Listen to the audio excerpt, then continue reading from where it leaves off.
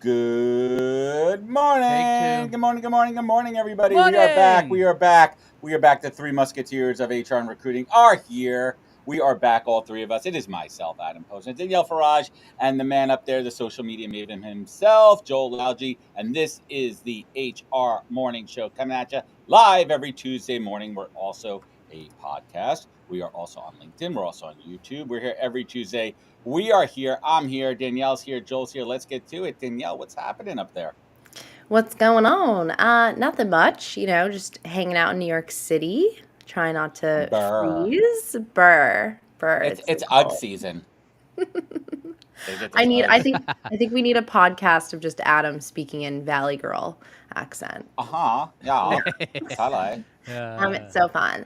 Yeah, and California. going to an event tonight or tomorrow night with Alex Sweet. Lieberman. Oh, for Morning Brew, Morning right? Brew. Yeah. Yeah, cool. it turns out we were in the same club in college, not at the same time. The Drunk White Girl Club? No, it's a cooler club than that. It was a business consulting club. Oh, nice. And yeah, super cool. So I'm excited for the week. Could you pitch him for me? I'd love to have him on the show, seriously. Yeah, he apparently we have some connections via friends, so we'll see. Well, that should be fun. Well, speaking of cold, Joel's going to one-up us and Serge will one-up him. But Joel, how cold is it up there in the Upper Peninsula?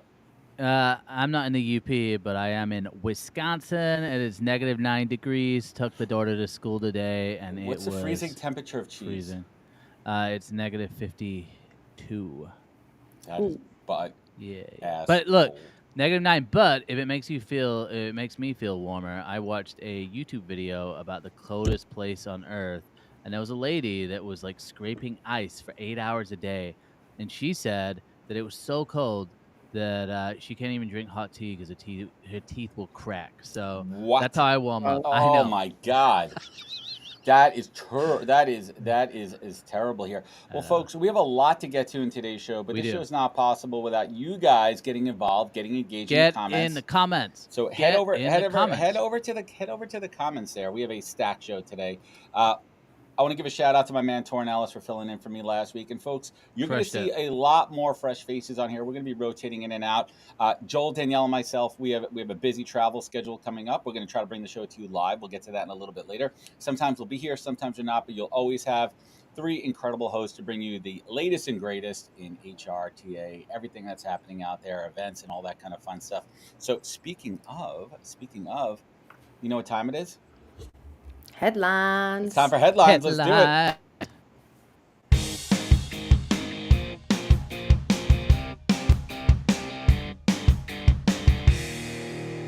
Yeah, let's get to it. Joel, what are we talking about today? Or Danielle, one of you. We're talking about feedback or narcissistic projection, which, look, if you have worked in a toxic work environment, which everybody apparently has these days. But if you've actually worked in a toxic work environment with a boss like this, you might have had some of this narcissistic projection versus feedback. So, Danielle, what are your thoughts with this? Have you experienced this? Have you seen this in the workplace? What are your thoughts? Well, I think it's pretty common. I think it's more common than I wish it were.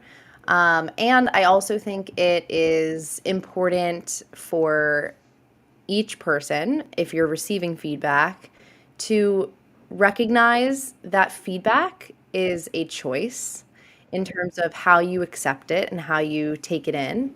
So you can, decide to take advice that someone gives you or feedback that someone gives you, some of it, but not all of it. And I think it's important to discern, the difference between obviously something that maybe is like a personal attack versus real feedback, even if it's a little bit negative.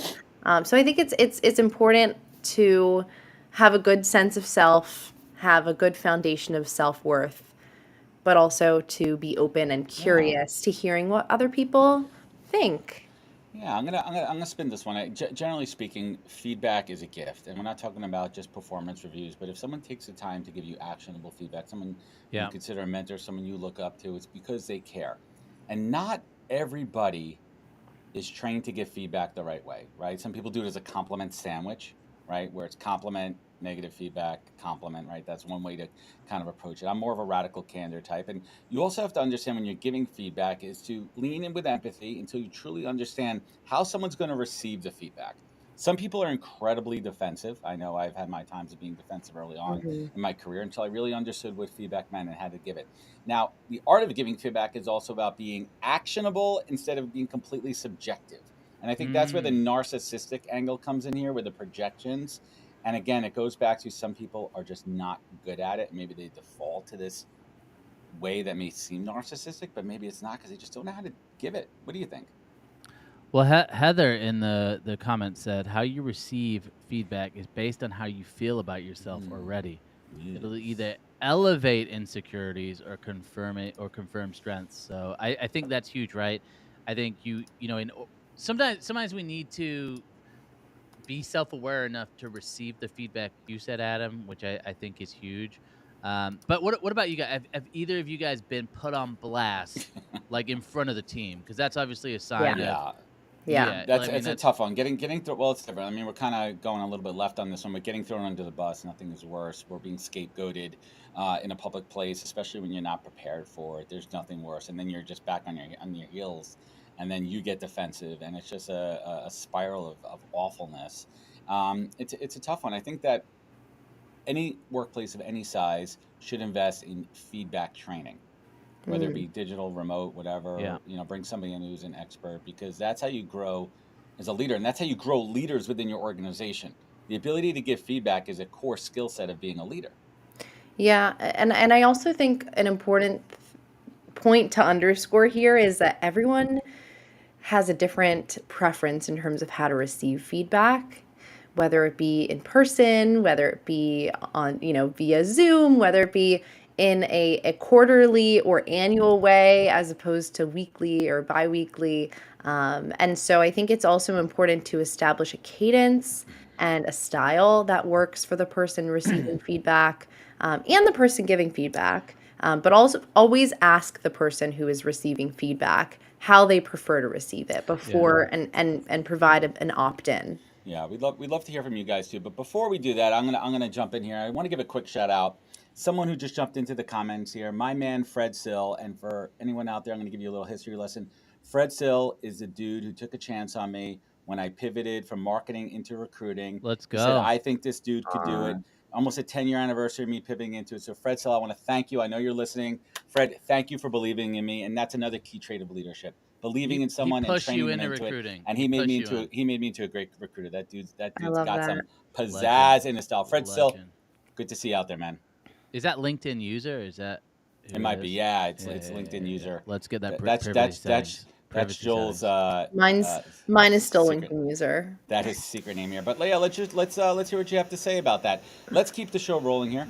Getting a little feedback in the monitors here, but let's get into it. It's time for The Event Roundup. event roundup. Take us home, Joel.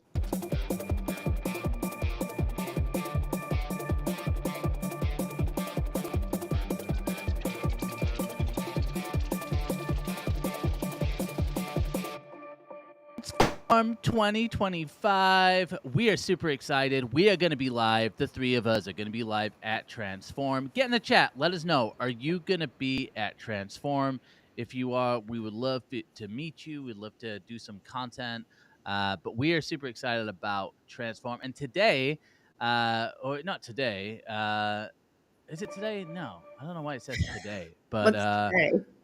I thought it said I thought for some reason today we were gonna have a transformer event, the fractional advantage, redesigning executive careers and organizational leadership. But that is not today. It's on March 19th. We have our friend of the show, Tracy Sponenberg. Tracy, Coffee amazing expert to herself. We were just coffee expert, texting. HR legend. She's Tracy great. and Alex are going to be hosting fractional advantage. So if you're thinking Alex is about great. a fractional business, if you're thinking about fractional HR business, fractional TA business, just a fractional business in general, this is a session that you're going to want to attend. And that is on Wednesday, March 19th, 11 a.m. Pacific time. I'm going to take a gamble here. But look, you want to get into that. You're going to have a Q&A session. So any questions you have, I know a lot of questions people have are usually around like, how do you develop business? How do you put together packages? How do you start to grow your business?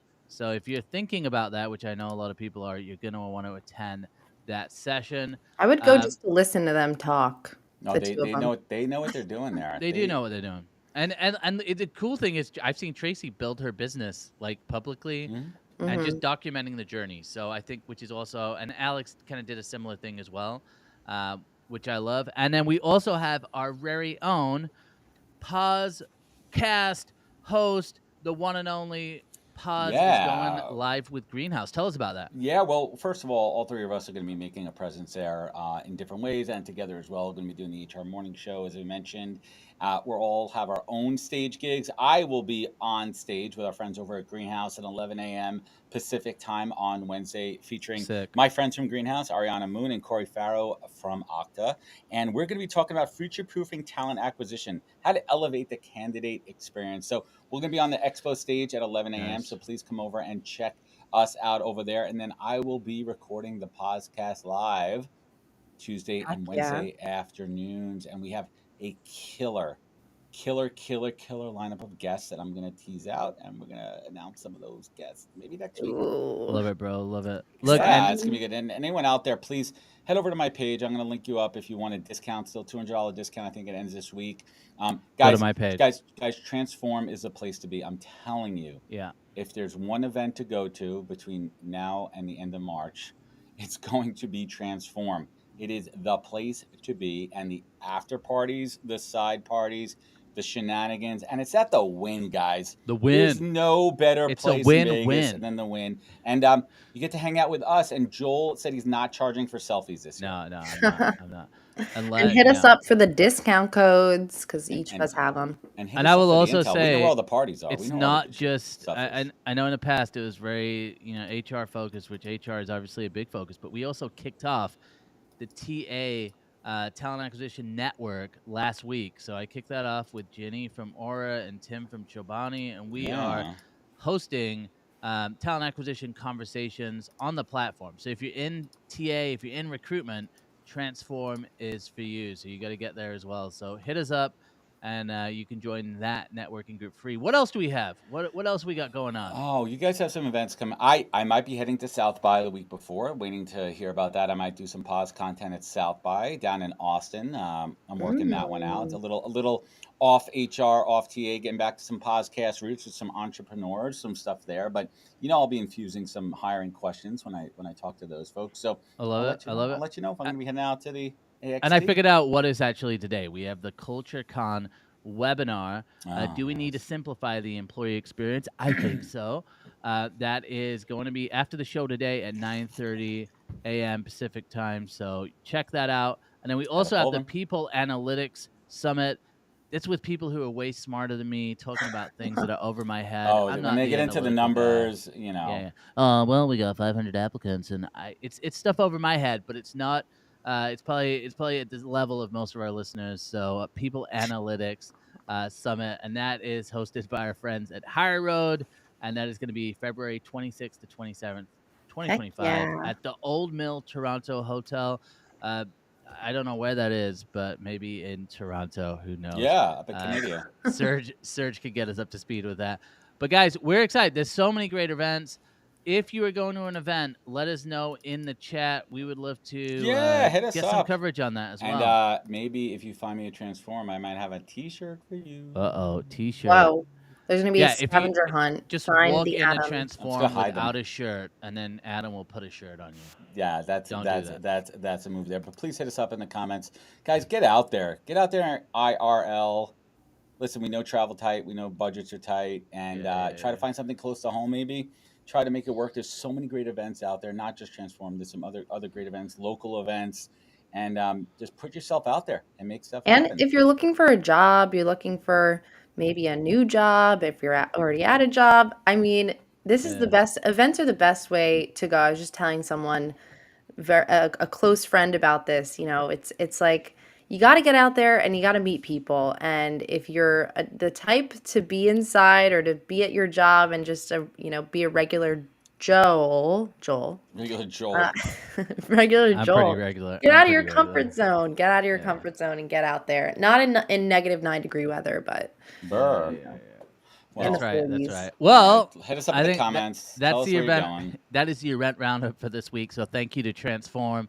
We'll see you live. And guys, get in the chat. Let us know where you're going to be. Let's move it on.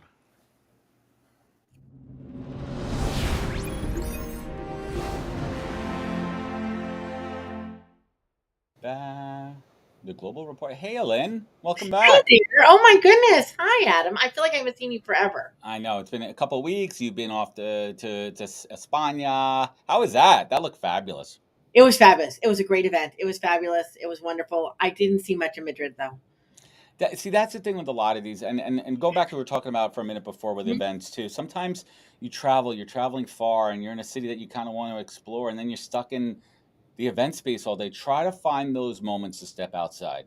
You do. Right? You have to. And you have to force yourself to do it. You have to force yourself to do it because I'm just going to go to my room. I'm going to take a nap and I'm jet lagged. You know what? Push through it. You only live once, right? Like get out there and do it. But speaking of getting out there and doing it, we have a lot to get to today. We have two major trends that we're going to talk about that are really reshaping the world of work. And then the first one I want to get into is how the AI workforce revolution, right? And we're talking about the rise of super workers. What are super workers, Ellen? Okay, so because we all love a new term that we can all like rally around, or an acronym, right? Or an acronym, right? So an acronym.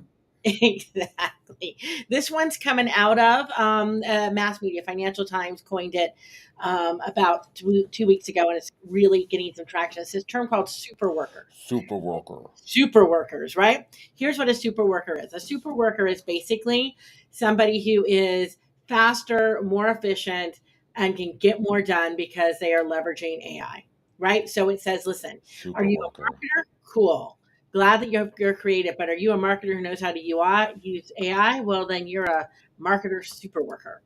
Well, let's kind of riff on this a little bit too, because it's still kind of at its core at the root of upskilling and how to future proof yourself. And I talk about it ad nauseum all the time. You have to keep up with technology. You have to keep up with the latest trends. And if you're an employee and in this world of all these layoffs and everything, you need to make yourself invaluable. Right? It goes from being like me as a recruiter. If I need to stay up to date on AI, I need to use it. I need to be a practitioner and not just be a recruiter, but be an advisor within the organization. 100%. How could I show I know how to use the prompts? How do I show that I'm involved in the technology that I could add value to the business? Yeah, 100%. I think there are two things that are kind of evolving now in this space. It's taking it a step past, hey, I know how to use this thing, to actually being part of assessing whether or not you are on the cutting edge and whether you're going to be employable going forward. The first is exactly what you said. Do you know how to use the thing? Do you know how to leverage it? The second is, are you leveraging it to gain efficiency and speed? So this whole concept of, is it making you faster and able to do more? Right? That's the core. So people are starting to assess not only can you do this, but how are you inputting it into your workflows, which makes the second big role really interesting, which is this evolution of job descriptions for frontline managers or for managers, which is around AI orchestration. Do you know how to set up workflows or processes within your business that are not just people driven, that you know how to insert AI in the right place, get your teams to leverage it? Can you run review cycles leveraging technology? How are you inserting it so that you are removing friction points within your process? So here's my question, and it's a very general kind of, but what could the average frontline white collar worker do on their out of office time to stay up to date? Like, what are some best practices to not fall behind and future proof yourself? Yeah. So you know what? I'm going to make it really simple for people. Please. You need to start at the simplest place. Download ChatGPT, Jasper. I don't care which one you pick, and start playing with it. You need to start getting in there and asking it questions and practicing and playing with prompts. I know it sounds so basic for those of us who have been playing around with it for a while. We're like, oh yeah, just go in and you've got to break through that barrier for yourself and get comfortable and understand how you can start creating your own workflows leveraging the technology. So go in and practice, right? Go in and say, listen, do you have an email that you've been holding off and not writing? We all have them, right? Find an opportunity to use it. Go in, drop in some content and say, try it, right? See what happens. Get comfortable. Figure out how you need to edit it and revise it for yourself. Until you do that, you're not going to be able to help others, right? It's that is the put your oxygen mask on first moment. Exactly. Once you start to play with it, then you can start to understand how these other more complex AI agents and tools can support you. But you got to start at the basics, get comfortable, Simple and things. read. And here's a simple way to do it. Start with incorporating. I mean, I've been using Grammarly for the last 4 years. Grammarly Right. has advanced from a spell check, word check, grammar check into now an incredible set of tools that I use that has my favorite feature on it is sentiment. How do I want to sound to the end user there? Do I want to sound confident? Do I want to sound funny? Do I want to sound assertive? Right? There's Mhm. different methods there. So implement a tool into your and you don't have to accept everything it says. I probably accept less than 50% of some of the Sure. recommendations because it doesn't sound like I want it to say, but at least I saw it and it's giving me a different perspective on options for me there. So That's try a right. simple tool. Try a simple tool that you could use that's low lift, that's low risk. Get That's yourself right. comfortable. And get yourself comfortable. Use it on something you feel comfortable already doing, so you can validate and test it out. But listen, there is a moment as a leader and a manager when you realize the people on your team who are coming to you proactively and talking about how they're leveraging AI to make themselves more efficient and more productive and produce better outcomes. Your mind immediately goes to those are the people I Yep. want on my boat, right? Listen, I have a fabulous team. We do a lot of comms and brand marketing work. When I had an employee come to me last week and say, "Hey, I've been out here programming a separate GPT for our executives' voices. Can you test it out for me?" That was a moment of, yeah, that's what we need to see more of, right? More of that. We're stepping into figuring out now, how do I adjust this to manage our workflows, right? Yeah, exactly. I love that we're talking about this every week. So let's talk about this other Mhm. one that I'm not exactly sure of. It's a little new to me. The Yeah, political sorting of work. And yeah. what the heck does this mean? Okay, so I don't- okay, so let's be honest, guys. I think there is what we know to be true and what we all kind of suspected, and I think there's now data and research coming out that is validating what some of us were already starting to suspect. Hmm. People are naturally gravitating towards jobs and professions that align as closely as possible to their political belief systems, right? Which is very interesting. I think has some very interesting ramifications Oh, big time. to work environments, but also to how companies evolve in their strategic vision and mission, and et Right. cetera, right? When you start to create echo chambers, we all know what happens, Right. right? It becomes a culture fit. It becomes like bias. I mean, this is dangerous too. And on the flip side of it too, there's certain organizations out there, that really hold true, right? If we want to look at like Chick-fil-A, for example, too. Sure. They're a privately held, family-owned company. They're unapologetic about their core values and their belief. They stick to being closed on Sunday for religious reasons. Mhm. And you could choose to work there or not. You could choose to agree with them or not. Right. You could choose to consume their food or not. At the end of the day, that's the consumer's choice. The same thing with an employee. Privately held companies have the right to do that. But are we seeing this in the public space too? We're 100% seen in the public space. Anybody watch I the kind news? of that's a softball. I just threw it out there for I you. know. I'm like, have you watched the news, Adam? Right, exactly. Not only is it happening in the public space as well as in the private space, it is starting to have ramifications in the public space. Is a great example Big time. of. I mean, I'm going to be careful now. The only word I can think of is purging. Right? We are framing Yeah, our workforces based on our political ideologies. Right? it's scary. Very dangerous space to be in. I think for the average person, what this means is to think critically and strategically about what you talk about and who you talk about it with in your workplace, right? Yeah, this is a danger. Well, so let me ask you a question.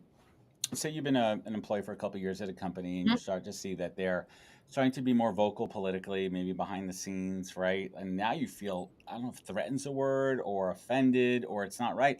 This is a tricky place to be in where can you park your own political beliefs if you actually do enjoy where you're working and you're productive and you have a somewhat secure job? It's a tough one. Like, could you park it and just get that paycheck? I don't know. I think that's an independent question for each individual, right? But I mean, I think at some point, you get to a certain age. We've all been through that moment where we've had to make that assessment for ourselves, right? And decide when does a company's external presence and belief systems align or not align to what I believe, and does that matter to me? It's a right? crazy, What's my crazy, growth driver? crazy word. I Yeah. think a lot of that's been underneath the covers, though, right? Well, It's been that kind of undersea. Listen, I've worked in the tech space for way too long, mhm. right? Um, you knew, right? You know, depending upon where company and where you're at, and of where that company and where most of the individuals within that company lean or operate, right? And then you have to make decisions on the day to day basis how you're going to navigate that for yourself. The difference is that undercurrent is now much more up top and it's becoming something more that is vocal. vocal and widely talked about, and I think that causes more stress and friction in the system. Well, you could also follow the money too. I mean, if you're looking at Meta, for example, too, you're looking during the Mhm. presidential election. Where were they donating to the Yeah, campaigns? Right? Where were they donating? Where were they money? Where were they aligning politically? And here's the other thing too: just because a company donates and aligns politically, it's more of a power play. They're seeing somebody as a candidate as a front runner, and they want to get in bed with that's them right. and be in better Well, regard. And it's just a freaking game. A lot of these places are games, but then there's also companies where they really are value aligned politically. Well, they are. And I think that what you have to distinguish at some level is what the company is doing at a corporate level and what the environment is and the general feeling is amongst the employee base, which may not necessarily be always aligned, right? So, let me give you a great example. Let's use Please. Meta as an example. I don't know this to be the case. I don't know this to be true, but listen, politically, you can already see where the alignments are starting to happen, where Zuckerberg is choosing to donate his dollars, Hmm. right? But we also know that this is a high tech business operating in the tech sector, a lot of Silicon Valley frame, right? Also sitting in the Pacific Northwest, et cetera. So its employee base is Right. probably very likely, having come from the tech sector myself, a little bit more on the liberal side of the spectrum, right? So that causes an immediate friction, right, Hmm. between what the company is doing and what the employee base is doing and where their values are. So as an employee, you then have to decide: is it about who I work with every day, or is it about what my company And represents? Where's something in the it's middle? it's a tough one also because if you're inside these large enterprise tech companies too, like maybe you have the foresight to say, listen, that's all optics up there. That's right. Here in the trenches, the day to day workers, the people Mhm. that I'm dealing with and working with every single day, we're all aligned. It's all gravy over here. That's right. Then all sorts of existential dilemmas come off of that one, right? Which is then, does that matter? Then does Who it? cares? Yeah. Do you then have angst or concern about the fact that you may not be represented, the company may not be representing the way you want it to? Anyway, a lot of friction in this space. It's only getting louder. It's becoming very public, Yep. and something for people to pay attention to. It's And critical. I think it's a conversation that's rising to the top. And in the world of the transitions around DE&I and how that's being adjusted for and dealt with when companies, it just becomes a Fascinating. thing on the fire, right? I think it's going to be interesting too. Like going, we were talking about in the last segment, all these events and conferences. I mean, obviously DEIB is going to be a hot topic. Politics. It's going to be interesting to see how people talk about it publicly, how people talk about it privately, how they talk about it on public stages. Right. Blowback from it as well there too. It's an interesting world to navigate. It's definitely a new frontier, and we need to be mindful. We need to be careful. We need to watch out for our careers. I think it's Yeah. important. We also ultimately, at the end of the day, need to watch out for our families and know where our bread is buttered. Right? Like I need to bring home that paycheck and do it. Lynn, what's happening in your world? Where are we going to see next? You going to see it transform? You You're hanging going to out see there? me transform. There we You're going to go. see me transform. Next week, we're going to have a little conversation about what we're going to be doing there at Transform. Ooh, I'm excited We're to hear about this. I think we gotta get that poker face going We over got there to get too. that poker face going. So yeah, going to be at Transform. Just a small contingent, really going to spend some time chatting with people and having some real conversations. I'm actually really excited. It's been a long time since I've been to an event and not had to like run the big boost cycle, right? So I'm You know actually, what? It's nice. It's nice, and I tell a lot of our partners that too. You don't always need the big booth at these events too. You I could don't have a presence, a stronger presence by really being strategic about who you speak to, and it allows you to listen more. Right. I think that's so important right now with all the change that is happening in our space, that is happening around the world. It is so important for us to take moments to listen. Let's hear what Moments. everybody's talking about, and then figure out what that means. How do we make that into something cool? Make it into something cool. So Make let's it keep into something cool. That's the make whole it into something cool. Well, I love this segment. Lynn and Smart Recruiters, thank you for your partnership. Where can folks find you? Where can they connect? Where can they learn You more? can find, obviously, you can find us at smartrecruiters.com. We've got some really cool stuff out there right now around superhuman hiring and Ooh. what it means to be a recruiting AI company versus an ATS. I would check it out. I think it's some really interesting frames there for people to consider. And then me, you can find me at Lynn Bailey. I'm not hard to find. I'm a loudmouth, so you can find me on just about every platform yelling about something. Yelling about something. Well, Lynn Bailey, thank you so much. And thank you to our friends at Smart Recruiters. Thanks, Adam. I appreciate it. Catch you next week. Bye. Who else we have?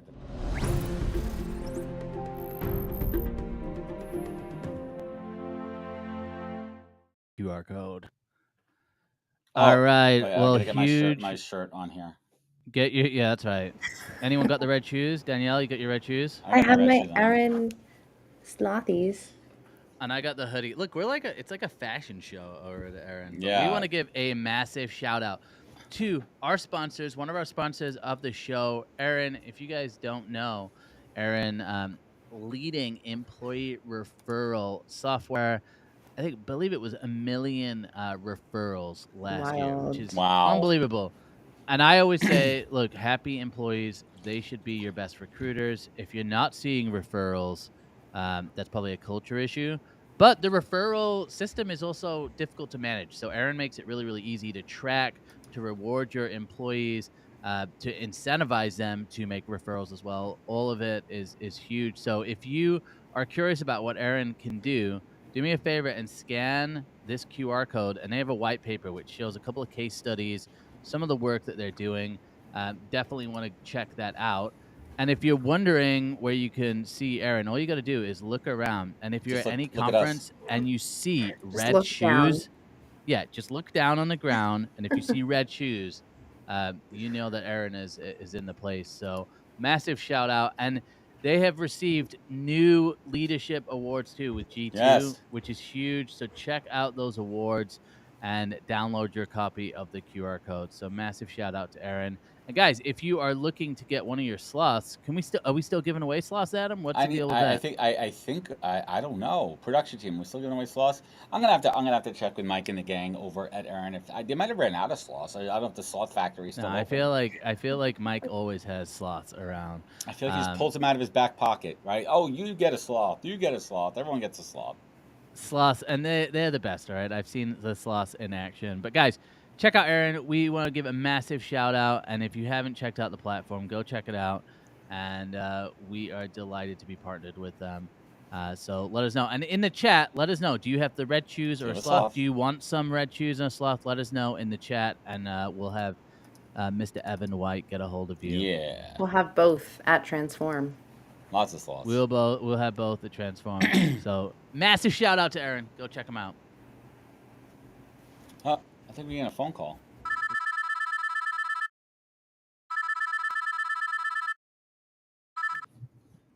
Hello, hello. Oh, hi, new friend. Hi, Jacqueline Lieberman. How you doing?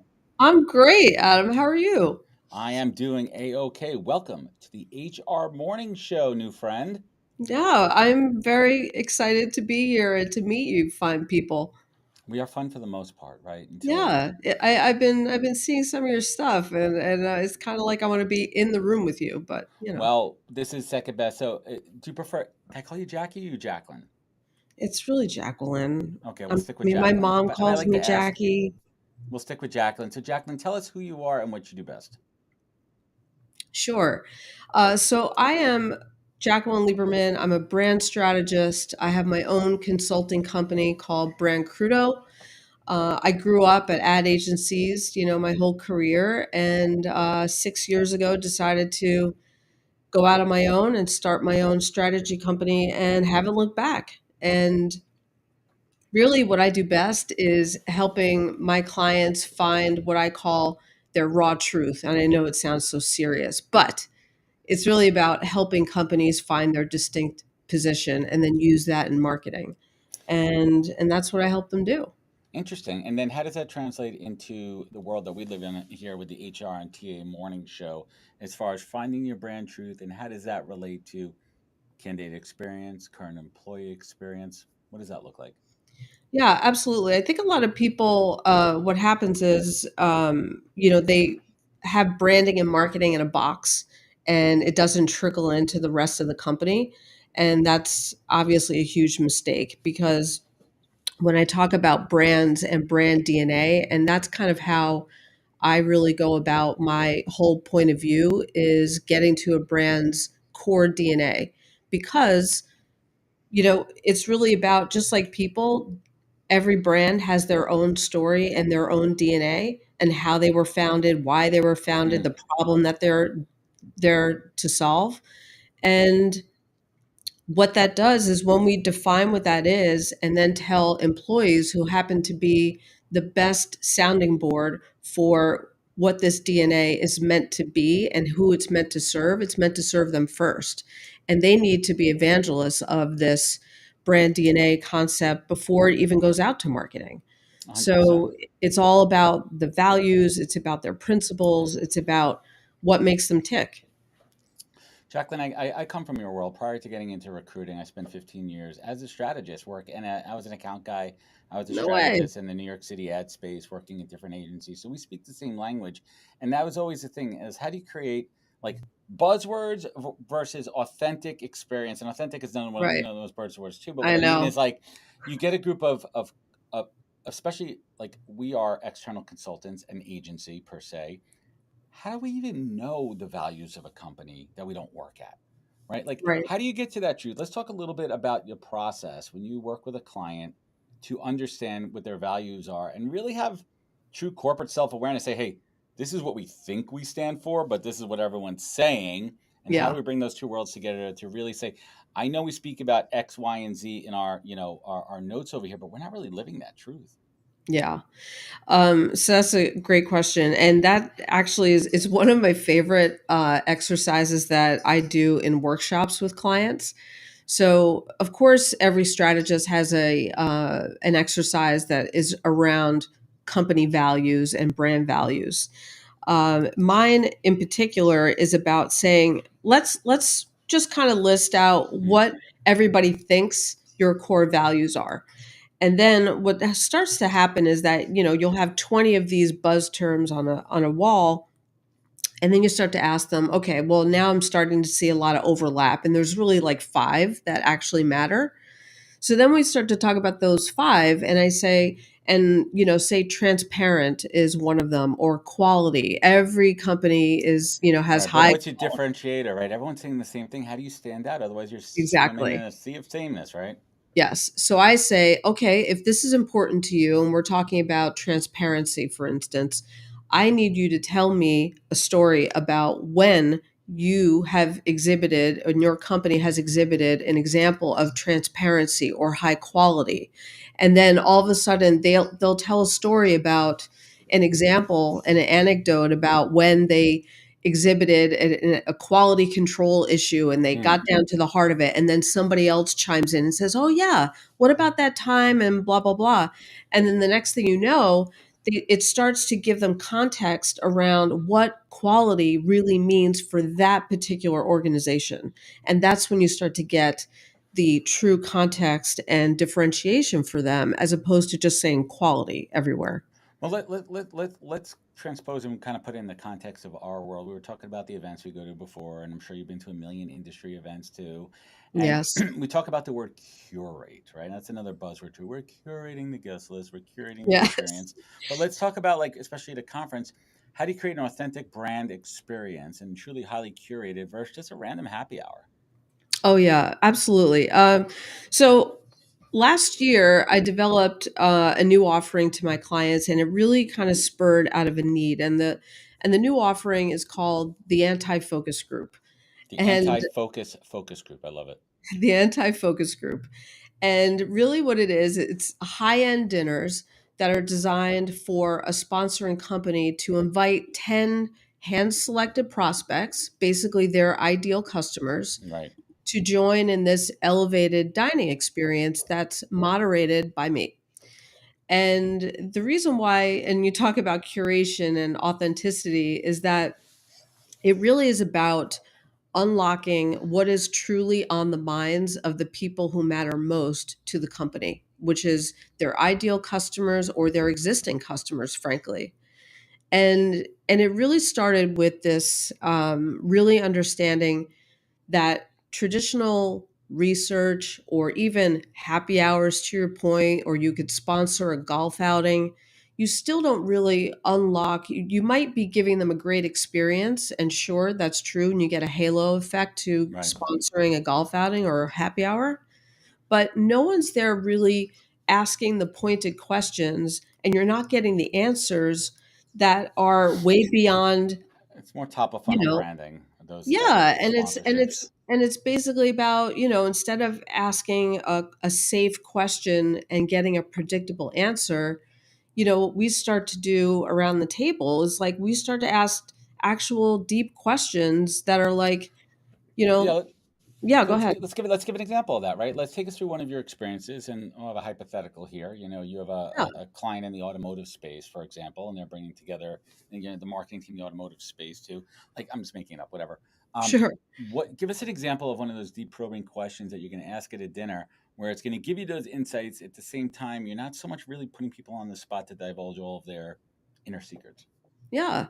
Well, I mean, I guess the first thing I'll say though is before we get to the questions, if that's okay, is Please. it's um it's the setting really matters. So as soon as they walk into this private dining room setting, immediately start to see their shoulders come down, and you realize it's like the best part of their day.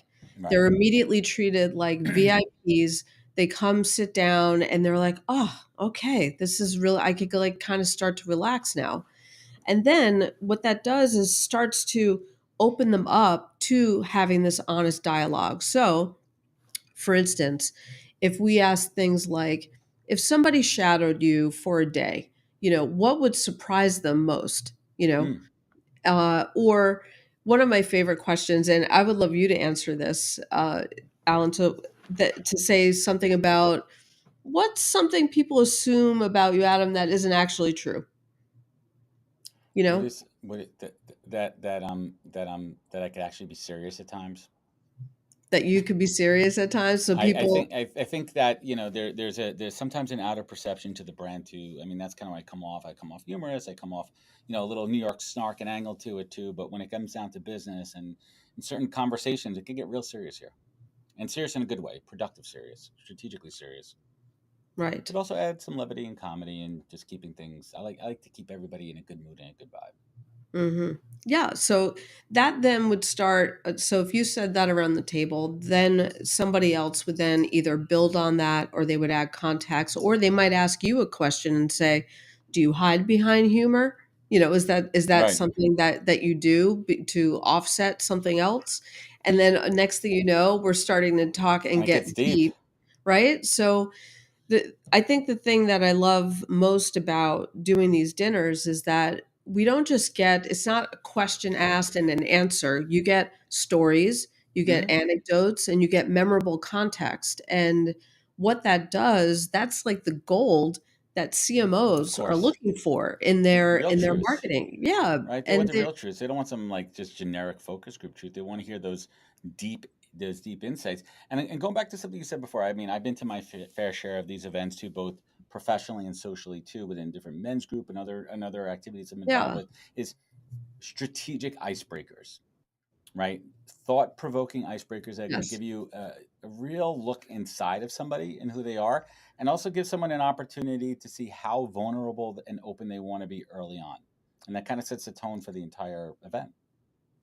Yeah, completely, completely. And I mean, one of my favorite icebreakers that sometimes we start with is because it ends up adding value to everybody around the table. So you could totally steal this for anything that you want to use. So it's really just kind of asking everybody, what's like the most interesting piece of content that you've consumed Mm. recently. So it could be a podcast, a book, a Netflix series, whatever it is. And even if it was just an article that you felt compelled to share or it really pissed you off or something like that. Mm.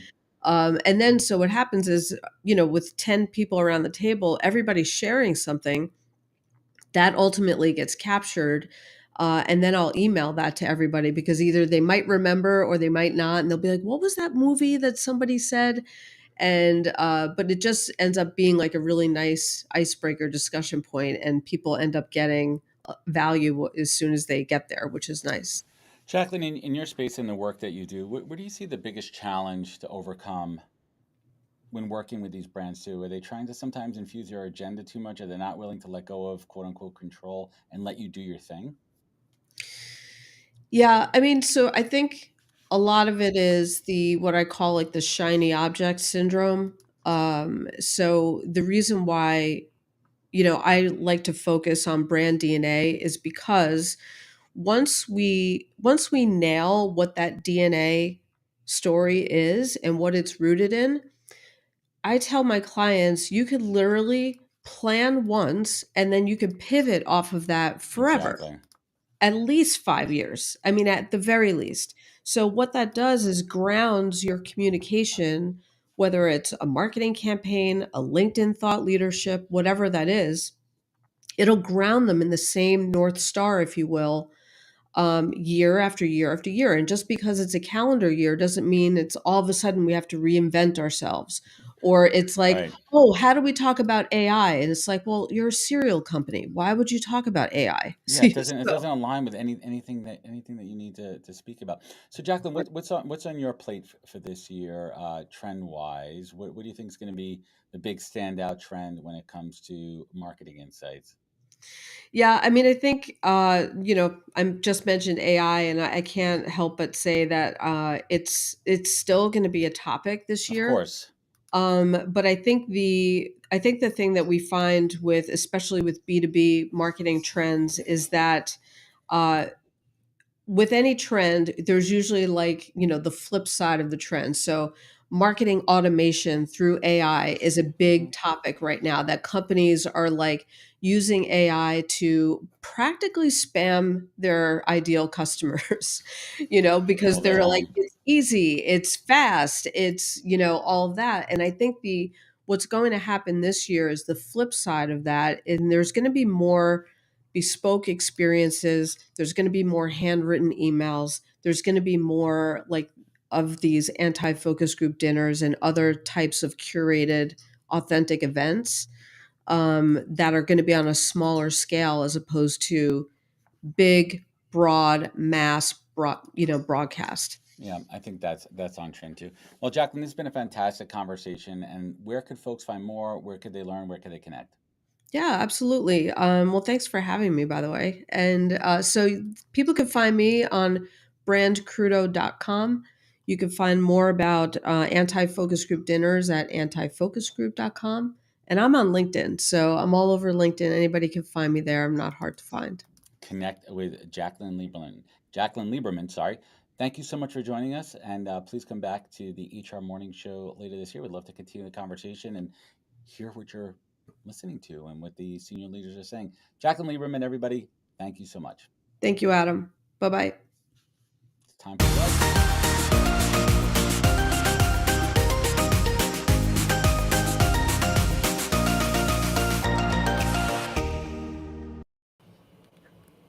Good morning, beautiful people. Excellent conversation. Love that interview, Adam. Great job. But today on HR Sweater, I want to talk about job hoppers and should you be hiring them? There's a lot of positives about job hoppers, believe it or not. So they do bring fresh ideas to the table. They have industry experiences. Most important, they're really adaptable. Plus, they're used to hitting the ground running. In some cases, frequent moves means they're ambitious and they're refusing to settle. I think every company should value that, but there is a lot of potential negatives. Constant movement raises some red flags with hiring managers specifically. I think we've all come across that as recruiters, as HR, when we're dealing with hiring managers. One of the first questions they'll ask is, how come have they changed jobs so many times? But I get it because if you're investing so much in training, taking the time to onboard them, it does cost a lot of money. We want to make sure that we're actually getting a return on that investment. But the other side of it is job hoppers sometimes are simply chasing a higher salary, which means they could be gone as soon as they land. And that could be a challenge for any organization. So here's the final forecast. Not all job hoppers are bad. If someone is leaving for growth, upskilling, or new challenges, we should see that as a green flag, not a red flag.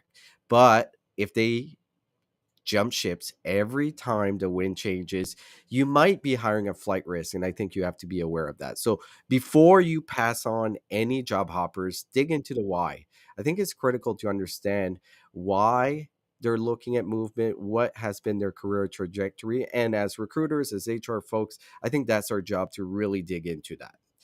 But I do think that we should look at job hoppers, especially in this world where there's not a lot of loyalty from companies. We see layoffs, we see a lot of people getting moved on. Plus, there's a lot of folks taking on contracts that are very short term, and that might not look great on a LinkedIn or on a resume. If you are a job seeker doing that, make sure you definitely put contract or something that really puts it in focus what you've been doing. So that is the HR weather. Back to the panel.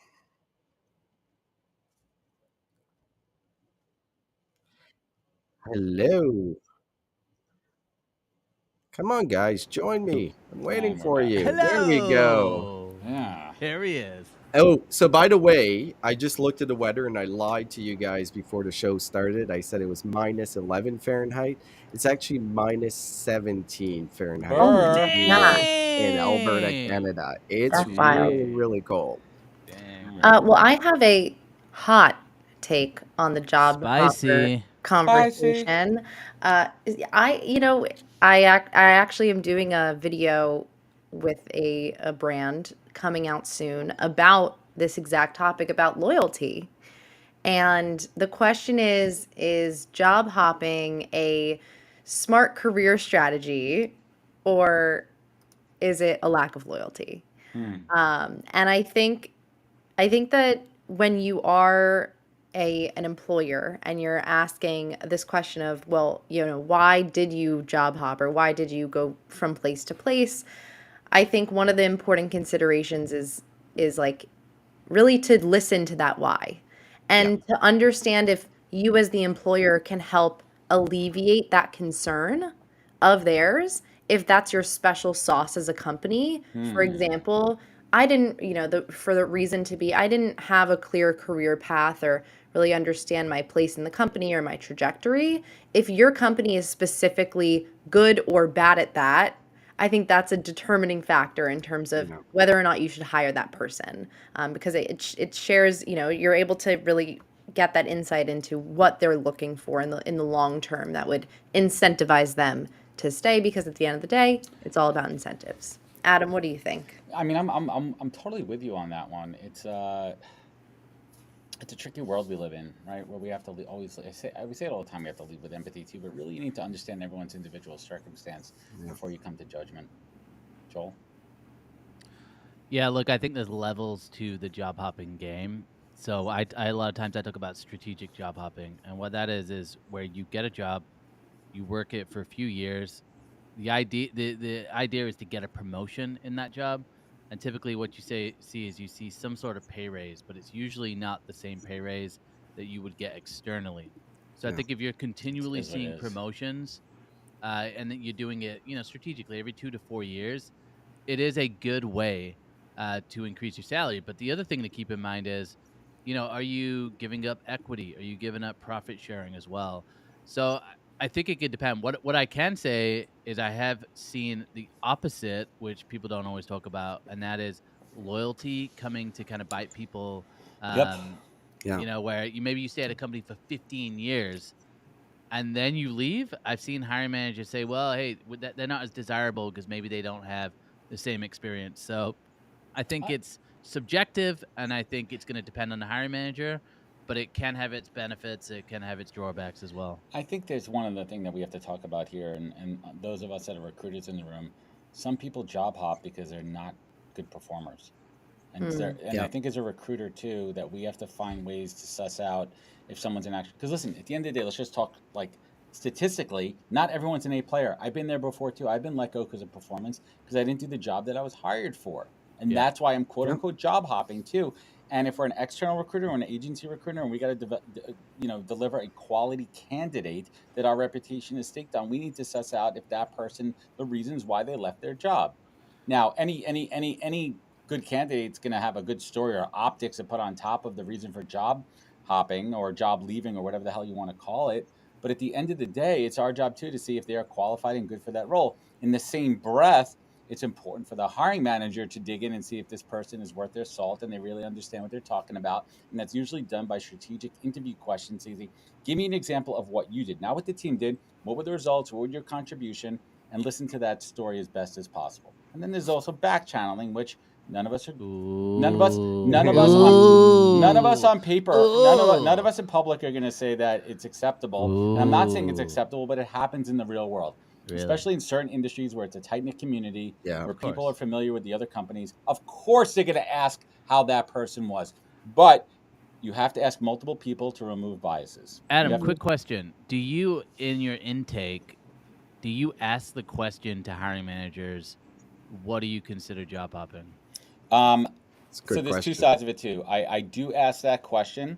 And I also have some companies that are very upfront before an engagement that say we are not looking for people who've been in a position for less than 2 years. And I always push back on that. I say, is there a caveat here? If that person was part of a mass layoff or a reduction in force, is that like an acceptable excuse? And I kind of get a little. Have you seen more grace and forgiveness around job hopping? Yes, in the last 4 years, generally speaking, yes. But I've also had the opposite where, and it's always, guys, let's say, the hiring manager that is always anti-job hopping, you look at their resume, if they're the biggest job hopper every freaking time. Well, without fail. Such really good points, but I think some of the accountability needs to go to companies as well, because in the last 5 years, what we've seen is what I call Instagram versus reality. Like the employment brand they're putting out there and what the recruiters and the teams are selling to the candidate. They come in, the candidate comes in with energy, enthusiastic, but the reality of what they got sold is not what it is at all. So they're in a situation that, and you see this with people like, to your point, Joel, that have been a company 10, 15 years. They're like, okay, I'm ready to make a move. And they get sold on a reality that doesn't exist. Like it's really employment branding brought to a next level. It's kind of just like lying. Employer branding and then interviews too. Like I think there's this idea of an interview. It's almost like it's like a video game. Mm-hmm. Like the candidate's trying to get past the big bad boss. Yeah. You have to get and the then final interviewer boss. is like they very rare are they honest about things, right? I don't know how many companies have I worked with that have a great culture, and then you go out into actually recruit for them, and they're like, oh yeah, no, actually that VP, everybody hates them in the industry because they're a dick, and it's like you don't have a good culture. But no company will ever admit they don't have a good culture. Guys, we could talk about this all day long, and I'm sure we're going to have more conversations about it this year. Okay, we have one coming up. But Uncle Adam's coming to shut it down. It's time to keep the show rolling. Thanks, and I think we have another call coming in. Dad. Sorry, Charlie.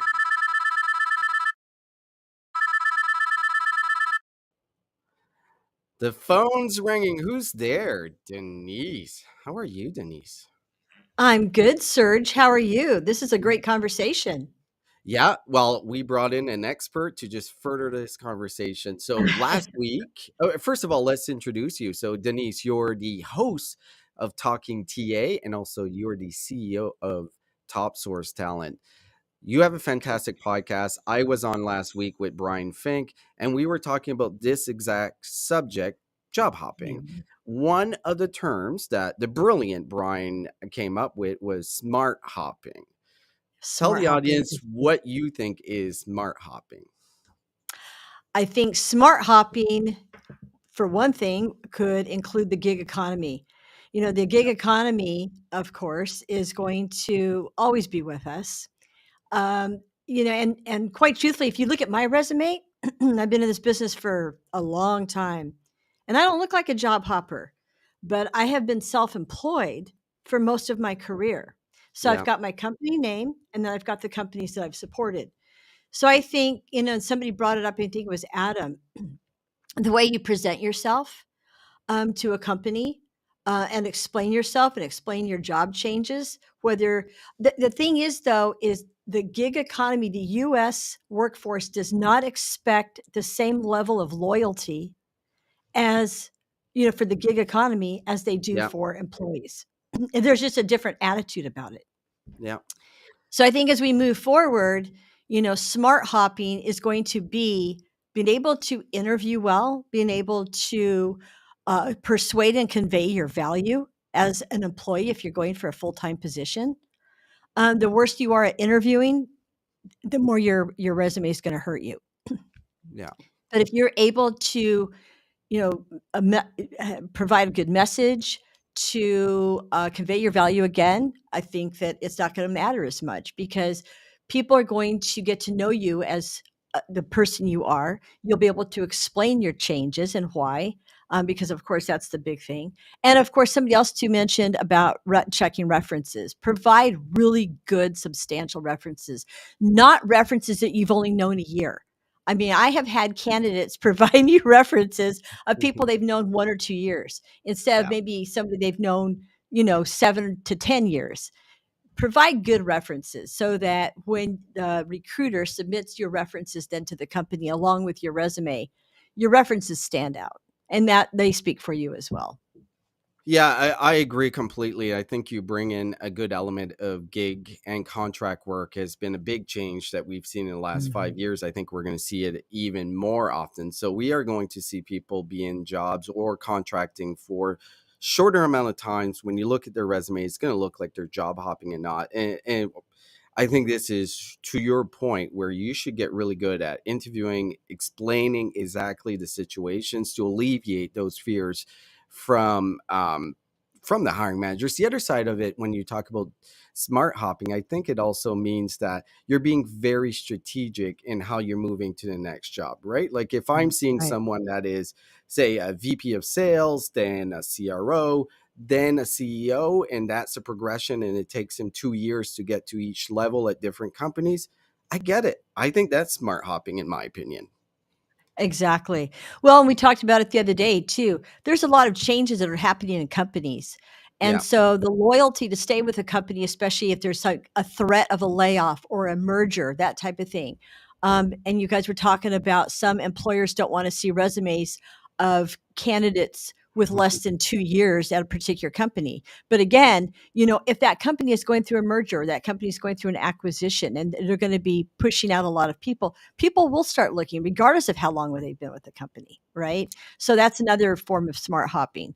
The other thing that came up too during the pandemic, there was a huge shift, in priorities for people Yeah. who were, W-2 workers, right? So you had the whole work-life balance thing happen. Flexibility became very important. Even mental health became important. And of course, compensation, competitive salaries. That was something we discussed the other day as well. So these are all reasons for people to look. According to a Forbes article I read earlier, 48% of the workforce right now is open to other opportunities. That's almost half of the workforce. Which You it know?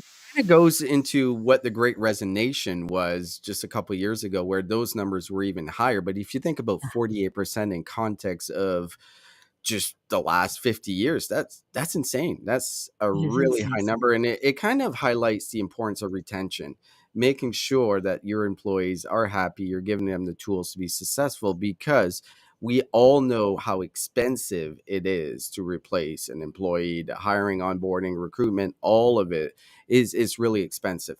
But Denise, I wanted to ask you, you own a recruitment firm. You deal with a lot of hiring managers. And to what we were talking about earlier, as far as like, I don't want to see anyone that's job hopping or whatever case, how do you work with the hiring managers to alleviate that concern when you're presenting candidates?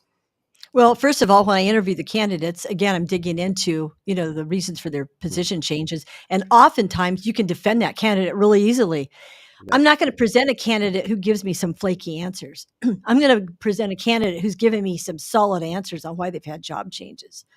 And with a hiring manager, then it's going to be very easy to defend that candidate. And honestly, I think probably 90 to 100% of the time, the hiring manager will agree we should at least have one conversation with this candidate Yeah. ourselves on our team before we kick them to the curb.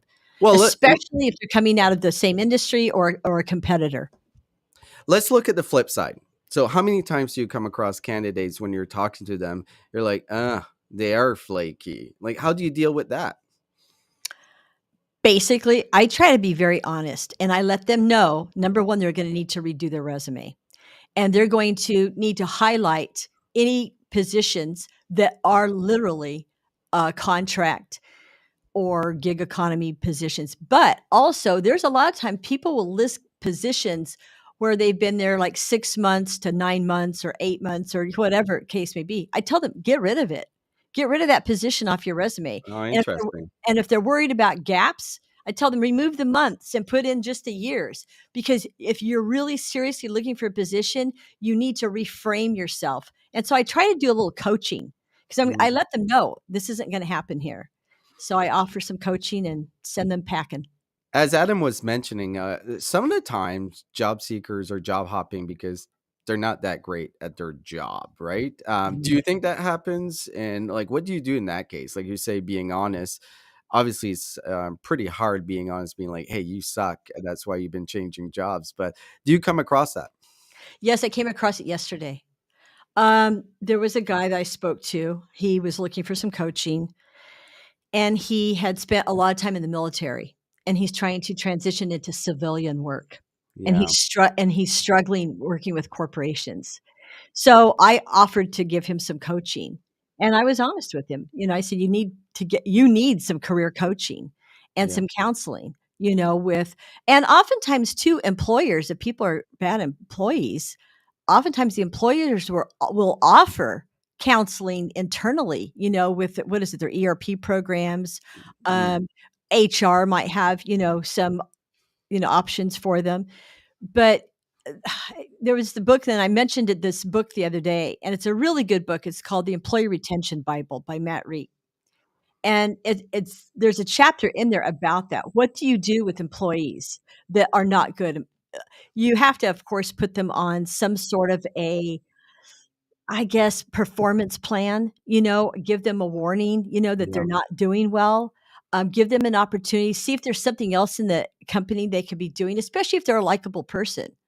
But I mean, you have to work with them a bit. Otherwise, they are going to lose their job. And well, I agree with that. The other thing that I'm seeing a lot is, especially in the startup world, where companies can you can either make it or not break it. And some folks that work in startups, they'll change jobs every couple of years. Either the company failed or the idea wasn't a good idea. You realize maybe it's not the best position. And we're seeing a lot more of those folks working at startups. Any advice for those folks that are like, in reality, if they're at a startup 2 years, that seems like a long time, where it wouldn't. Obviously, if you're working for Coca-Cola or a large organization, you see 2 years and it's like, oh, that's a red flag. But for startup, especially in the tech space, with the dynamics of that going on, like what's your advice for those folks when they're going from job to job and it's not their fault? It's just the startup ID wasn't a good one. Work as a contractor. Don't go in as an employee. I mean, in fact, there was an article that I read earlier that talks about the startup companies, how they are leaning more towards hiring people who are on contract or the gig economy again, because they don't have to make that commitment, to them as an employee with PTO benefits, because startup companies oftentimes can't afford to pay benefits, right? So if you're going to go in and work for a startup, go in as a contractor. Start an LLC. I know someone who just started one. In fact, he's been working for corporate America for years. And he said, right now, just with the way things are going, I have an opportunity to work as a 1099 contractor. So he started an LLC, and he goes, I love it. He goes, because now it gives me the flexibility to work under my LLC and then to list the companies that I'm working for and their startups. But it shows more stability because you're coming in and you're providing a service to that LLC.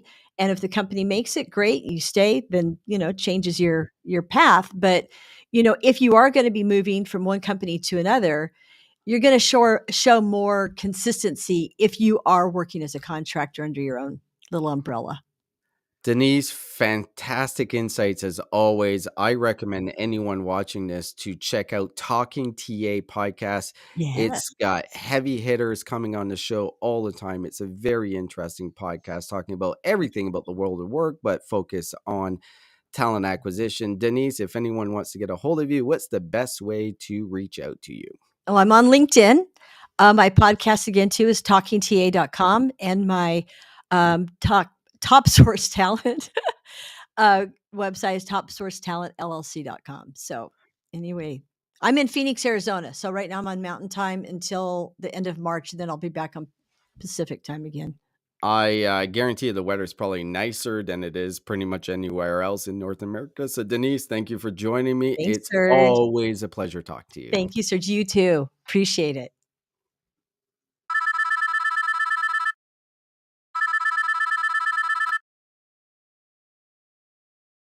Hello, hello. Looks like we've got our third and final caller. Hey, Ted, what's going on? Oh, I think you might be on mute.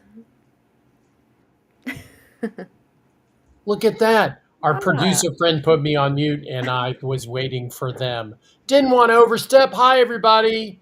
Danielle, how are you? I'm great. How are you? Where are you tuning in from? Our headquarters is in lovely Atlanta, Georgia, where it is not 17 degrees below zero, but it is cold enough to where I had to wear my swag jacket today. Very cool jacket. You're reminding me of like 90s vibes right now. Yeah, that's why I had it made for the office. You know, we're a big fan for companies that do swag. So the economic value of swag that nobody uses is zero. So don't make cheap stuff. It's Agreed. ridiculous. So instead of spending $25 on some Chinese copy of a Yeti and then some T-shirt that is thin and nobody's going to wear, why not spend $60 for a jacket that your daughter wants to argue with you about whether she gets to wear it to work or not? There you go. Stanley. Go full Stanley, right? iSpace New York. Vista Print. Yes. Yeah. Female Founder World. This is from an event, and I love this thing. I literally have it all the time. Right. Retweet. Make swag that matters, basically, or sloths. Sloths that matter, but see, sloths always matter, right? And it doesn't have to be expensive. It can just be fun and interesting. Yeah. So people are like, why a sloth? Or the person who's giving out red shoes. Like, why are you giving out red shoes? Or you see somebody and they're like, what's up with the red shoes? Well, let me tell you, right? Because conversation is what leads to hiring. It's what leads to B2B sales, B2C sales. It's conversations where it's at. I love it. Well, before we jump into the rest of this conversation, I want people to understand who you are and what you do best. So please, will you share with the room? Sure, Ted Wright, and word of mouth marketing is my thing. For the last 25 years, that's what we do. And so if you have had Pabst Blue Ribbon beer in your life, or worn Crocs, or eaten at Chipotle, or done some other things, Fireball, that was us. Wow.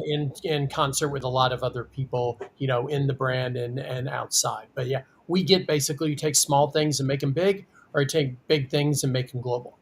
Wow, I love it. Did you have anything to do with the Fireball and the Pitbull song?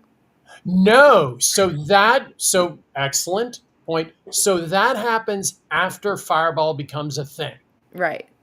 So Fireball is a thing. It's been a thing. It's happening. And Pitbull's like, hey, nobody knows me. I'm going to drop. Now, I say nobody. All the Pitbull fans, everyone remain calm.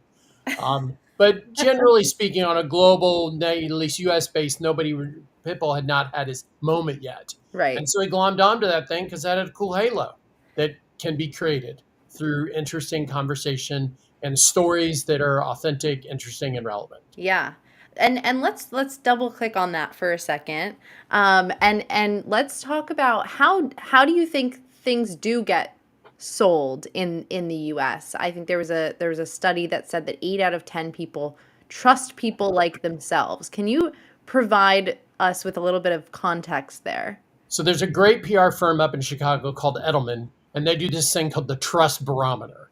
And when they found 2 facts that are happening in North America today. 8 out of 10 North Americans do not believe that companies, organizations, or anybody tells the truth in their communication. So this is really important if you're trying to hire somebody. So if company X says, we're super awesome, that's great, but nobody at this point really believes that because they just assume that all companies are going to say they're super awesome.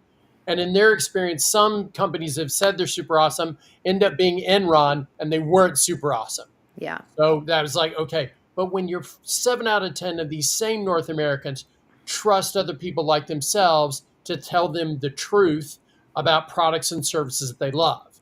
So when your employees say, no, it's super dope to work here and here's why, then that is 10 times more believed and 100 times more likely to drive trial than going to your company and saying, oh, cool, Ted likes jobs over there. I should go look and see if they have anything in mind for it. Then that same information that comes directly from you. Wow. So it's great to go out and say you're awesome. What you really want to do is you want to have other people who've experienced working in your situation to say to their friends, oh, this is awesome. It doesn't have to be about everything. I mean, here in my company, years ago, I just decided we were going to have killer healthcare. My mother's a doctor, and I always had good healthcare, so we have a killer health insurance program. It's so good that people talk about it to their friends, right? And so that's not just me clapping myself on the back. That's like, look, I would like it to be easier to hire great people, and I want my employees to say X or Y about us because it makes us easier to hire people.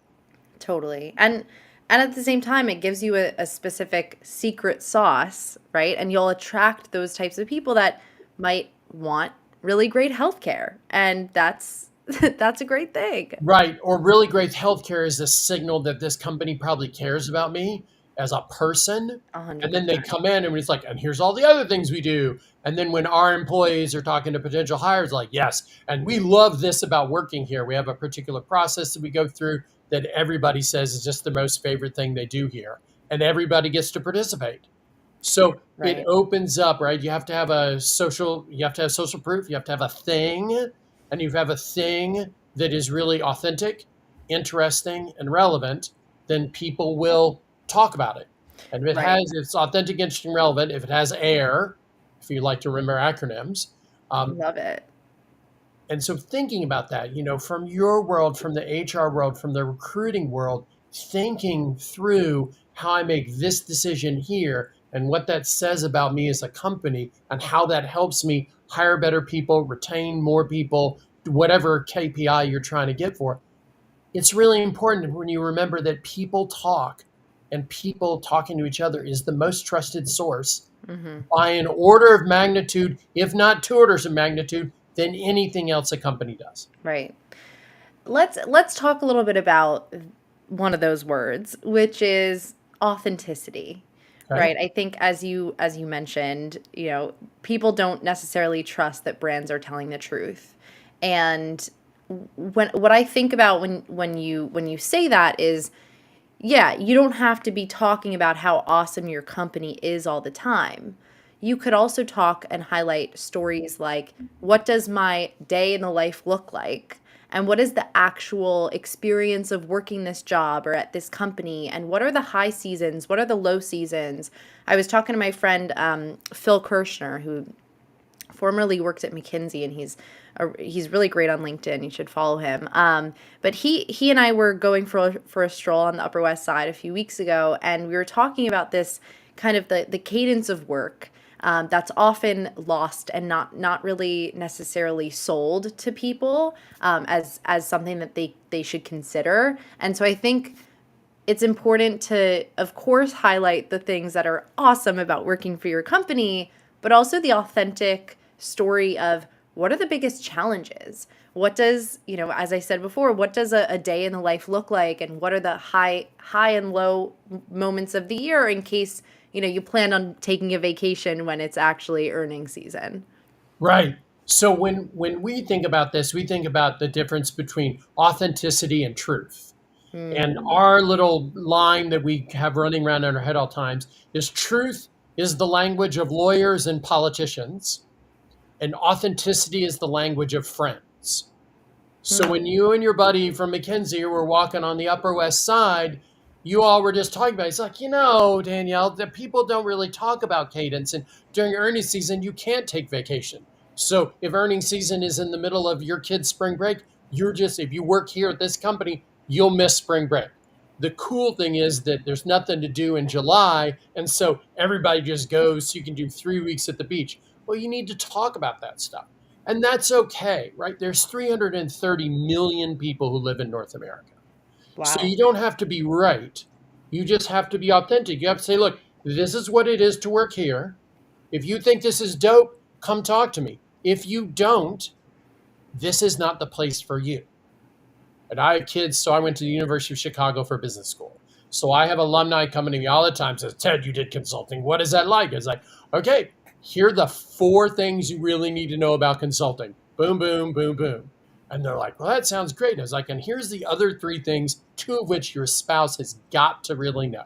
Like, you are seriously gone Sunday night through Thursday morning or Thursday night. You're gone, like gone. So getting married and then being a consultant, you're like, okay, cool. So you're going to spend 17 waking hours a day with your spouse instead of like around all the time. And they might not know that. But you might share with them, but darling, then we get to go move to Madrid and you're going to live in Madrid for 2 years, but I got to wander around, the Spanish and Italian countryside, fixing steel production mills or whatever it is I have to do, right? If you want to come along, you can come along. Share the reality like you would a friend. Yeah. And that's the, coming from a young POV, like that's the type of transparency that this next generation is really looking for. I think every generation can benefit from it.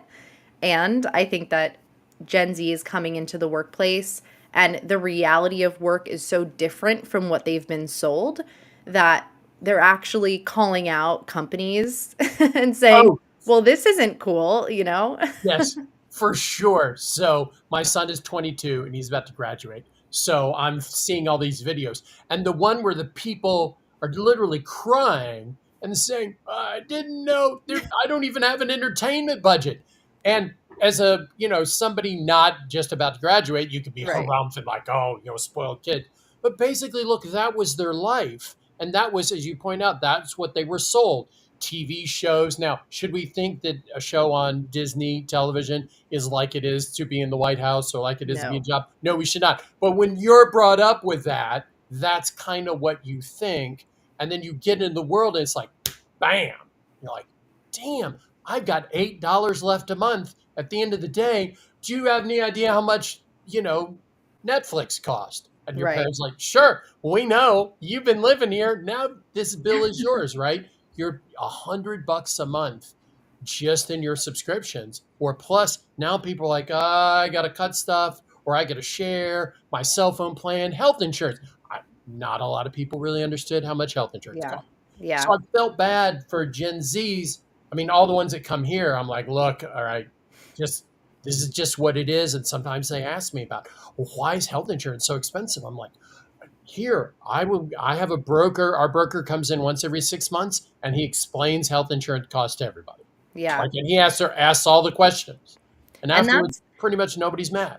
That's the type of guidance, in my opinion, that we are looking for from leaders like yourself. So big kudos to you on that, and leading, with empathy. And I want to kind of round out the conversation with talking about what you said earlier about, how people trust other people that look like themselves.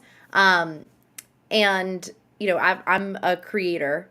And so I'm talking about brand deals. I know Adam and Joel both, all 3 of us do a lot of brand collaborations.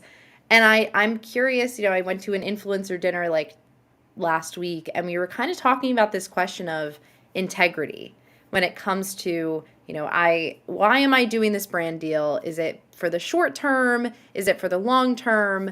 And what does it mean for me if I'm boosting, this and promoting this company that I don't really use their product, but they're going to pay me, $10,000 to write a post about it.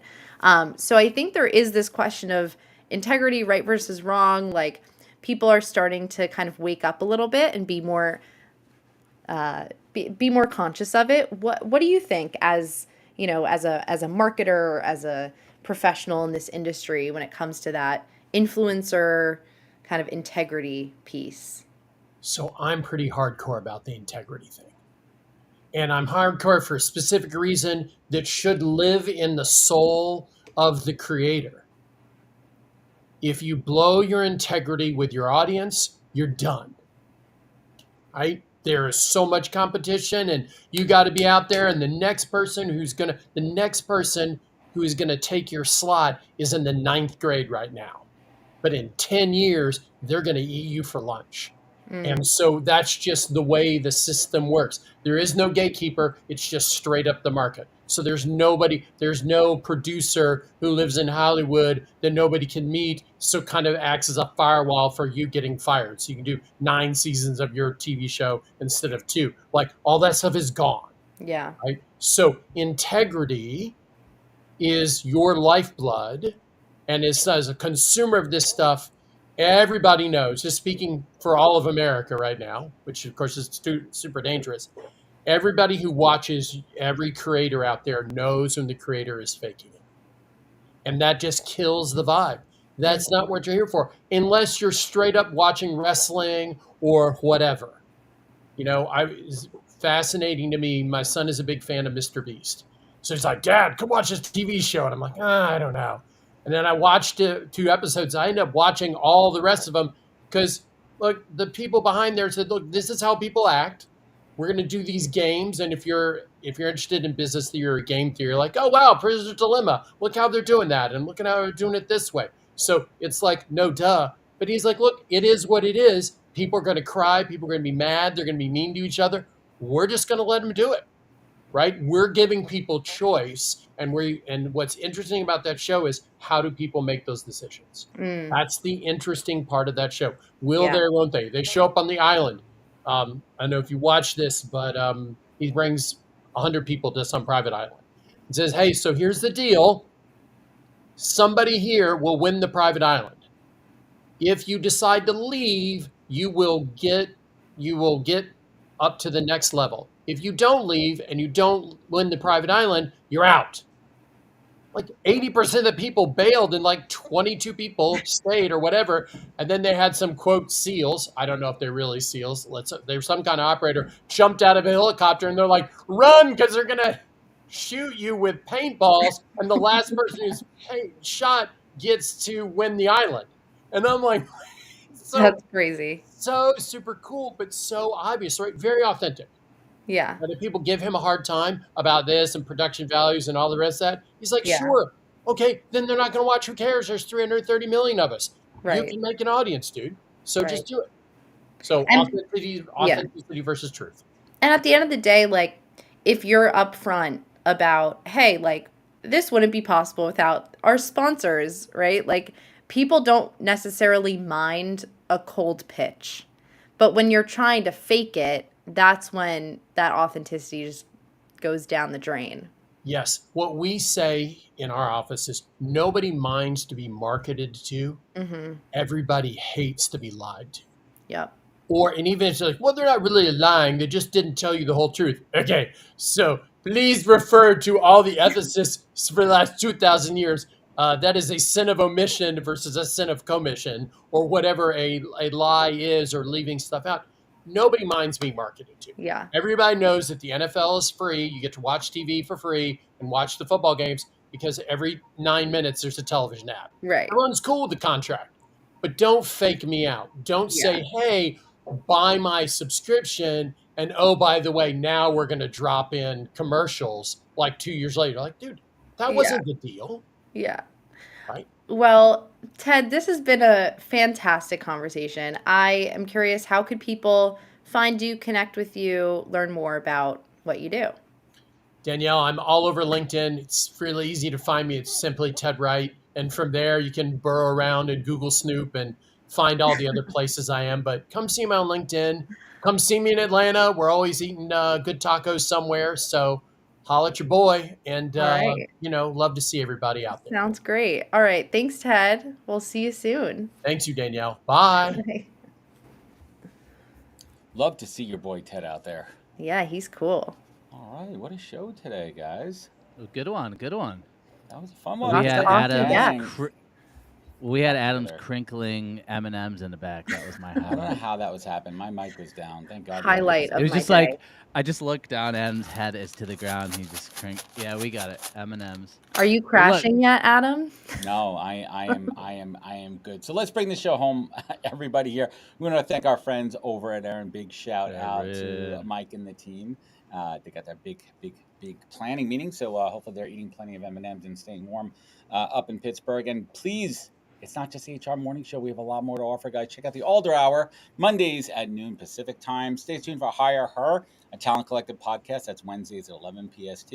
My First Job with Mike Wood, where Joel, when are our episodes coming out from TA Week?